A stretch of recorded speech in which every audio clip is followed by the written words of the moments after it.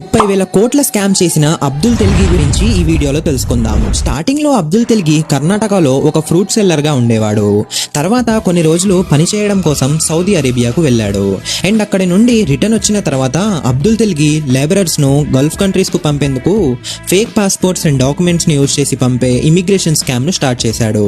కానీ అబ్దుల్ తెల్గి పోలీసులకు దొరికేశాడు అండ్ జైల్లో వేశారు. కానీ జైల్లో Abdul Telgi government stamp vendor Ram Ratan సోనీను కలుస్తాడు. ఇక్కడి నుండి అసలైన స్కామ్ స్టార్ట్ అయింది. గవర్నమెంట్ స్టాంప్ పేపర్స్ ను యూజ్ చేసి ట్యాక్సెస్ ను కలెక్ట్ చేస్తుంది. So Abdul Telgi government officials కు లంచం ఇచ్చి వాళ్ళను తనకు అనుకూలంగా చేసుకున్నాడు. స్టాంప్ పేపర్ ను ప్రింట్ చేసే printing technology and printing machines రెండింటిని సెట్ చేసుకున్నాడు. దెన్ అబ్దుల్ తెల్గి మార్కెట్ మొత్తం ఫేక్ స్టాంప్ పేపర్స్ తో నింపేశాడు. ఈ ఫేక్ స్టాంప్ పేపర్స్ ను అన్ని legal and government institutions use చేసేది.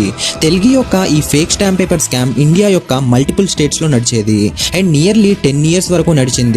అప్రాక్స్ 30,000 కోట్ల స్కామ్ ఇది. అండ్ ఫైనల్లీ తెల్గిను అరెస్ట్ చేసి 30 సంవత్సరాల శిక్ష వేశారు. కానీ జైల్లో ఉంటూ కూడా తెల్గి ఈ స్కామ్ ను రన్ చేశాడు అనే రిపోర్ట్స్ ఉన్నాయి.